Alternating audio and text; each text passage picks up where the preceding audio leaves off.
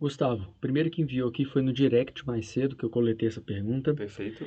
e seria como solicitar documentação para transferência, né? Qual é o procedimento, qual é o momento certo, o que Uhum. deve ser feito e como organizar essa documentação para se inscrever no processo seletivo. Ok.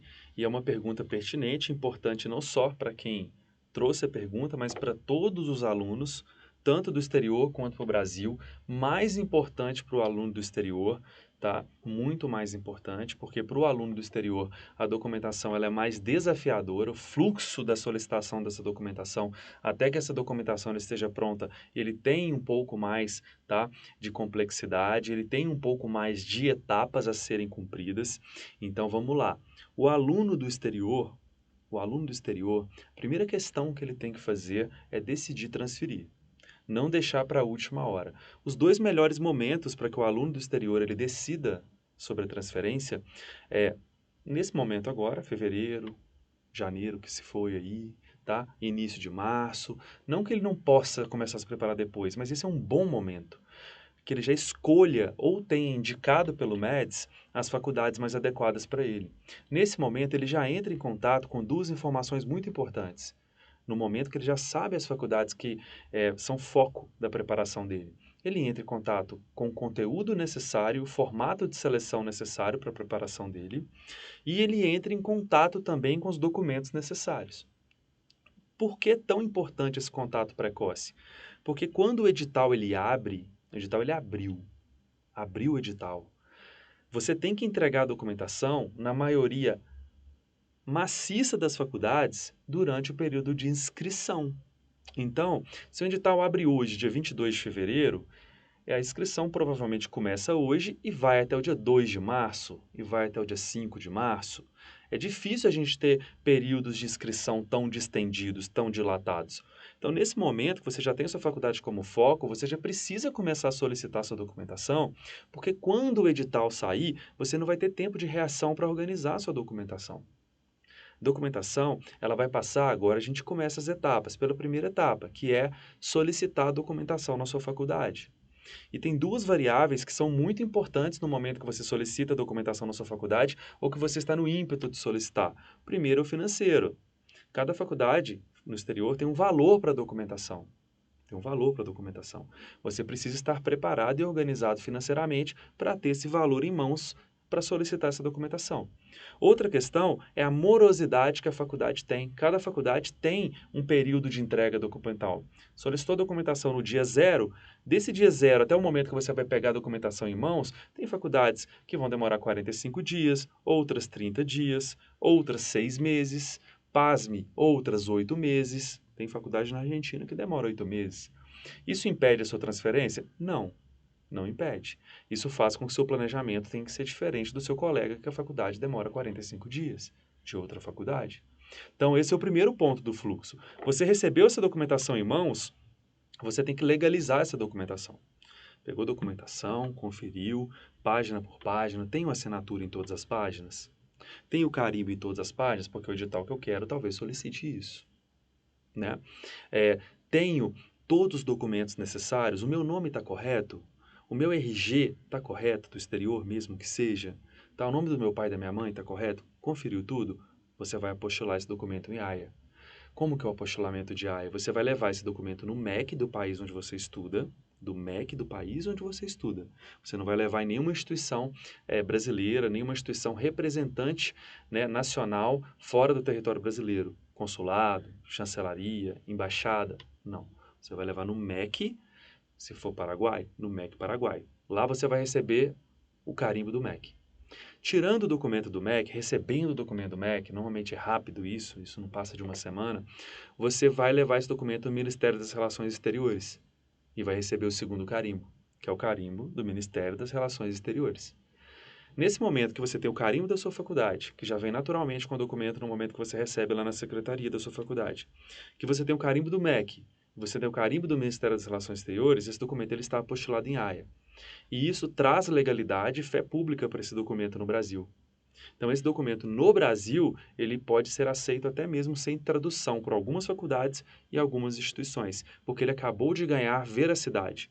O que o MEC e o MRE fizeram para você foi um serviço de cartório, validando esse documento como original, tá? E validando esse documento com fé pública. A partir desse momento, você vai procurar um tradutor juramentado brasileiro. Os editais, mesmo quando não citam que o tradutor juramentado tem que ser brasileiro, ou que o tradutor tem que ser juramentado e brasileiro, o edital ele já presume isso.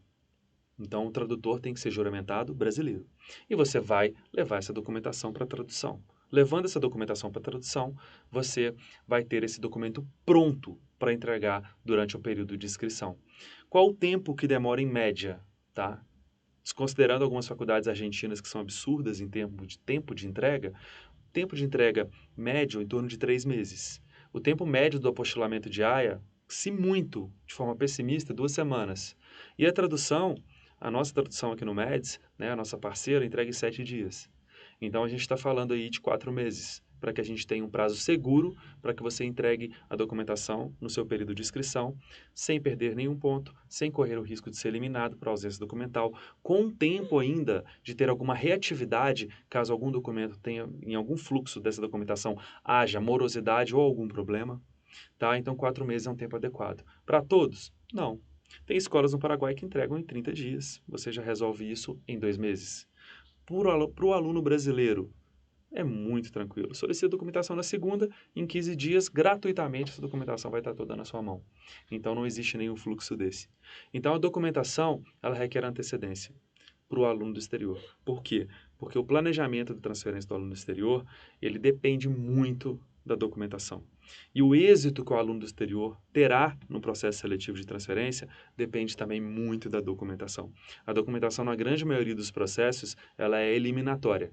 Em alguns processos, tá, os quais a única forma de seleção é a análise curricular, a documentação ela é fundamental, seu histórico, tá? Porque a documentação ela vai trazer para a faculdade de destino o seu coeficiente de rendimento para que você entre na lista de classificação.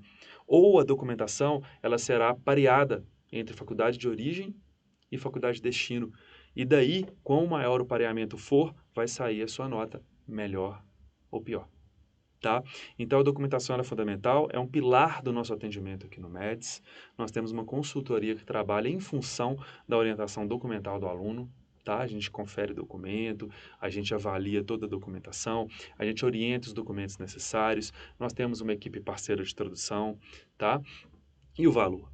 O valor de todo esse trâmite, o valor médio, em torno de R$ 5.500 a R$ 6.000, tá? Para solicitar a documentação da sua faculdade até o momento que você traduz essa documentação, a apostila em AIA. Tá bom? Excelente pergunta.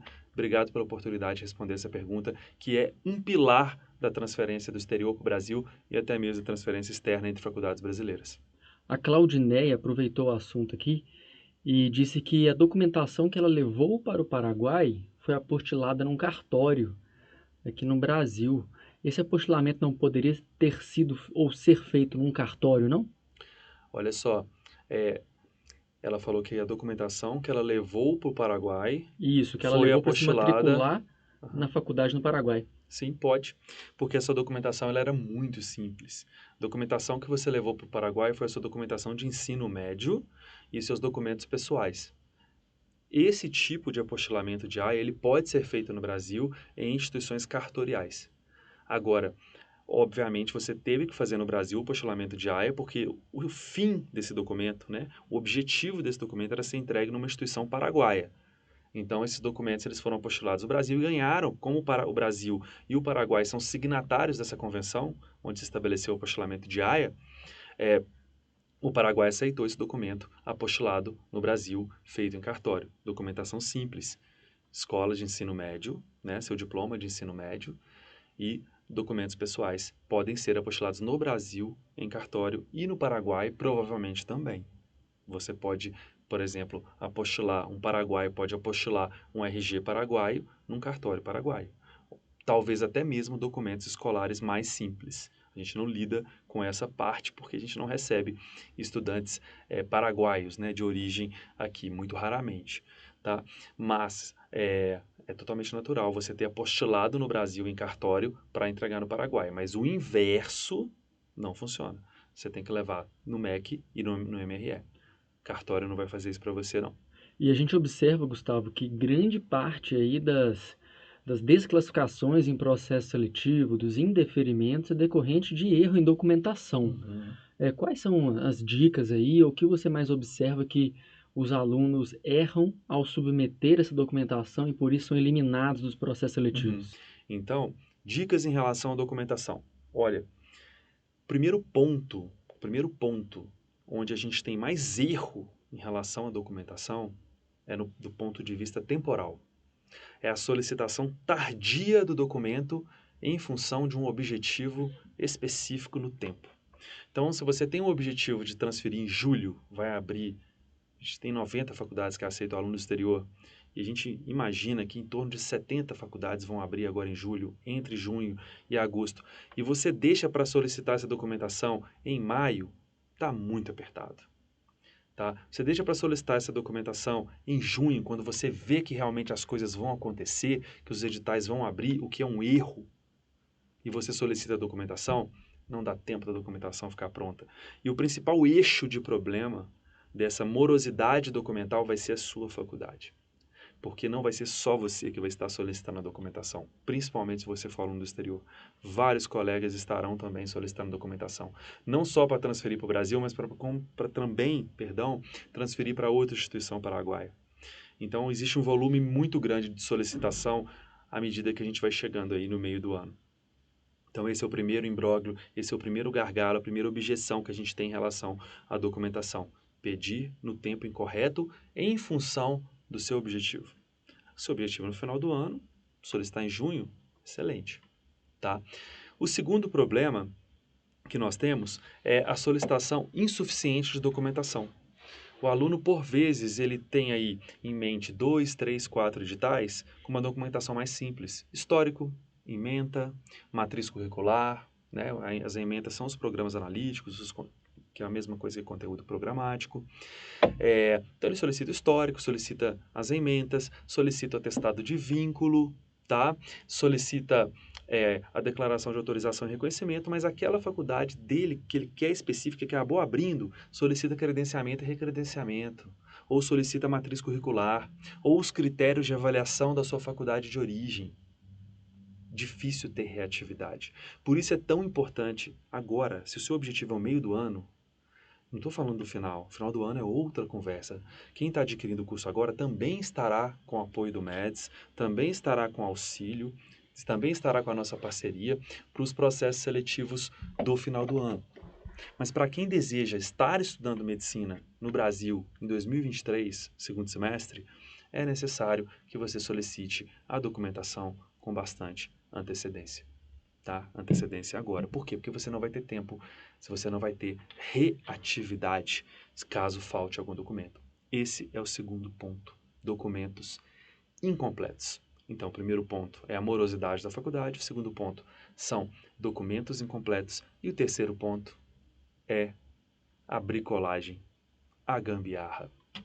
É você solicitar 2 documentos super importantes da sua faculdade e solicitar para um funcionário que acelera essa documentação mais rápido para você, às vezes da própria faculdade, pagando ele por fora.